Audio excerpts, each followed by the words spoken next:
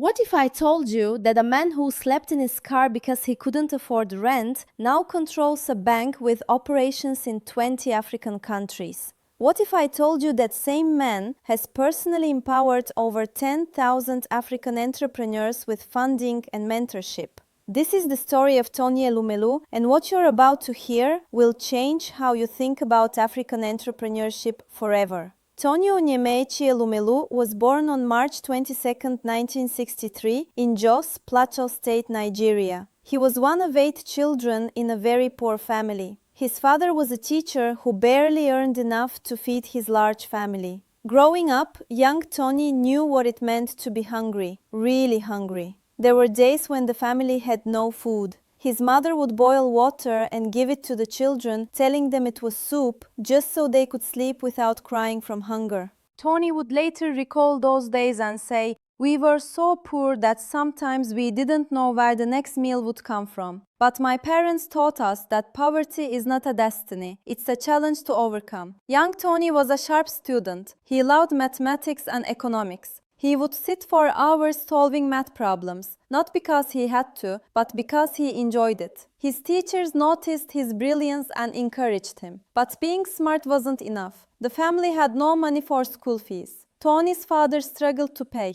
Sometimes Tony would be sent home from school because the fees weren't paid. Tony felt humiliated. He felt angry. But instead of giving up, he made a decision. He decided that one day he would be so successful that no child in his family would ever be sent home from school for lack of fees. That decision became his driving force. After secondary school, Tony was admitted to Ambrose Ely University in Ekpoma to study economics. But there was a problem. His family didn't have money for university fees or accommodation. Tony had to work while studying. He sold kerosene in the evenings. He sold newspapers in the mornings. He did anything to make money. At university, while other students were partying and enjoying campus life, Tony was working and studying. He barely slept. But he graduated with a second-class upper degree in economics in 1985. After graduation, Tony moved to Lagos to find a job. Lagos in the mid-1980s was brutal. Jobs were scarce. The economy was struggling. Thousands of graduates were unemployed. Tony applied for jobs everywhere. Banks, companies, government offices. Most didn't respond. Some rejected him. Others told him, "You don't have connections. Without connections in Nigeria, you can't get a job." Tony was desperate. He had no money. He couldn't afford rent. For several months, Tony slept in his old car. Yes, he slept in his car. He would park in different locations around Lagos, trying to stay safe. During the day, he would go to public toilets to wash up. He would iron his one good shirt using a charcoal iron borrowed from a street vendor. Then he would go for interviews pretending everything was fine. No one knew he was homeless. No one knew he was sleeping in his car. Tony maintained his dignity even in his darkest hour. One evening, after another rejection, Tony sat in his car and cried. He thought, "God, is this how my life will end? Did I suffer all through university just to sleep in a car?" But then he remembered his mother's words. She used to say, "Tony, tough times don't last, but tough people do." So Tony kept going. In 1985, Tony finally got his break. He was hired as an entry-level officer at All States Trust Bank. The salary was small, but it was something. It was hope. Tony threw himself into the work. While other employees arrived at 9 a.m. and left at 5 p.m., Tony arrived at 7 a.m. and left at 10 p.m. He studied every aspect of banking. He asked questions. He volunteered for extra assignments. His supervisors noticed. One manager said, "This young man is different. He has hunger." Within 2 years, Tony was promoted, then promoted again and again. By 1997, at the age of 34, Tony had become the youngest bank managing director in Nigeria when he was appointed to head Standard Trust Bank. But Tony didn't just want to manage a bank. He wanted to build something bigger. In 2005, Tony made a bold move. He orchestrated the merger of Standard Trust Bank with United Bank for Africa, also known as UBA. It was a risky, complicated deal. Many people doubted it would work, but Tony had a vision. He saw that African banks needed to be bigger, stronger, and more regional to compete globally. The merger succeeded, and Tony became the group chief executive of the new UBA. Under his leadership, UBA expanded from operating in just a few Nigerian states to operating in 20 African countries.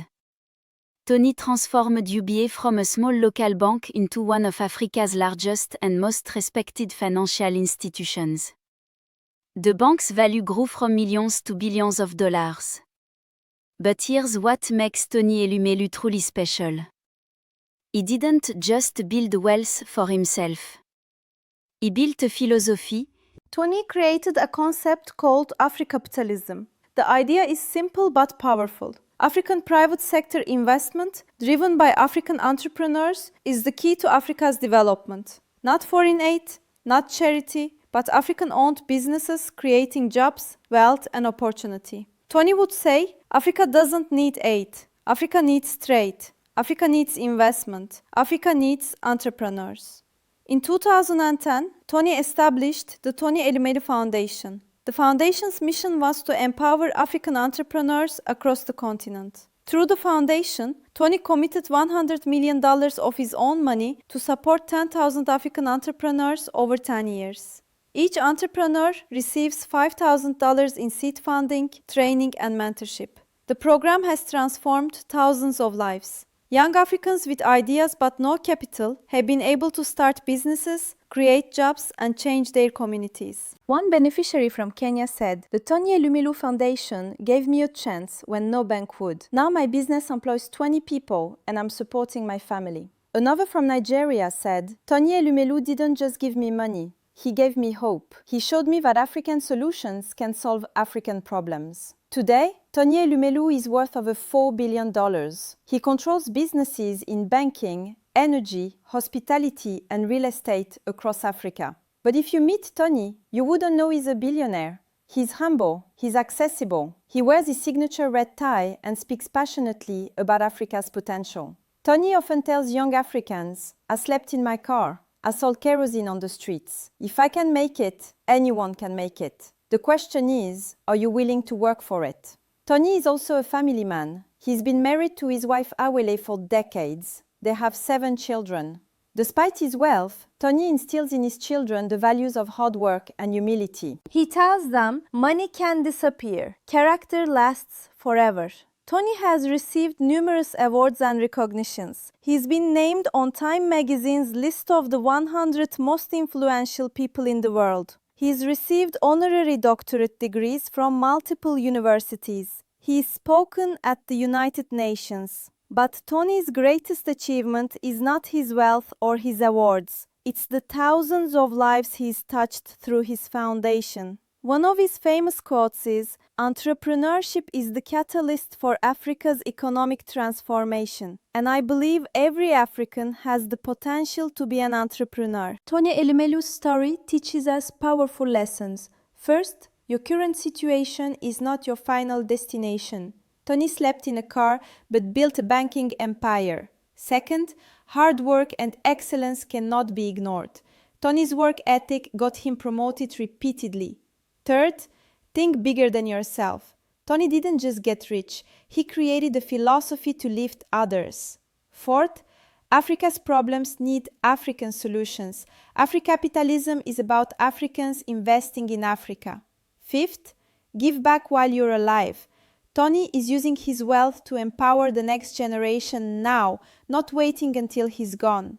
From sleeping in his car in Lagos to building a $4 billion empire, from selling kerosene on the streets to empowering 10,000 African entrepreneurs, Tony Elumelu proved that African entrepreneurs can build world-class institutions, that wealth should be used to create more wealth for others, and that the future of Africa is in African hands. So, what did you learn from Tony Elumelu's story? Drop your thoughts in the comments below. If this story inspired you, hit that like button and subscribe for more incredible African success stories. Next week, we're bringing you the story of Ngozi Okonjo-Iweala, the Nigerian woman who fought corruption, reformed an economy, and became the first African Director General of the World Trade Organization. You don't want to miss it. Thank you for watching, and remember, your current struggle is not your final destination. Keep building and lift others as you climb.